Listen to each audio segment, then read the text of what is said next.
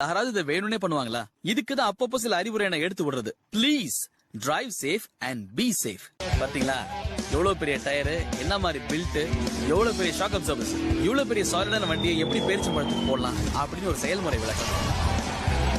வண்டியோட சோலி முடிஞ்சுட்டா இவ்வளவு பெரிய சஸ்பென்ஷனை வச்சுட்டு ஜம்ப் அடிச்சா மொத்த வெர்டிகல் வெலாசிட்டிய அந்த வண்டி தாங்குமா அப்படின்னு ஓட்டுறதுக்கு முன்னாடி யோசிக்கணும்.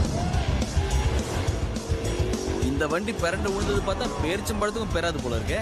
கையில கிடைச்ச ஸ்பேர் பார்ட்ஸ் ஆடுறதுக்கு ஆளா பறக்குறானுங்க. ஓட்டுனதை பார்த்தோம், இப்ப ஓட்டுன்னு வர பார்ப்போம்.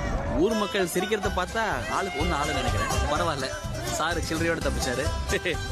இதெல்லாம் விளையாட்டா ஏற்படுற வீர தழும்பு தானே. நான் ஏற்கனவே சொன்ன மாதிரி இந்த மாதிரிலாம் செய்யணும் தோன்றதுக்கு காரணம் ஃபீலிங்ஸ். அந்த படத்துல அப்படி பண்ணாங்களே, நாமளும் அதே மாதிரி பண்ணலாம் அப்படின்னு ஒழுங்கா ஓடுற கார ஓரம் கட்டுறது தேவையில்லை.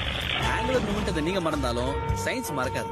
அது கரெக்ட் வேலையை காணும். வண்டிக்கு ஏற்ற சீன் போடணும், இல்லைன்னா ஒருத்தர் வாட்டி வெளியே போடணும். எந்த வண்டியை எப்படி ஓட்டணுமோ அப்படி ஓட்டணும். முக்கியமா சயின்ஸோட பொருந்தி ஓட்டணும். சயின்ஸை மறந்தோம் தனியா பறந்தோம்னு இருக்கக்கூடாது.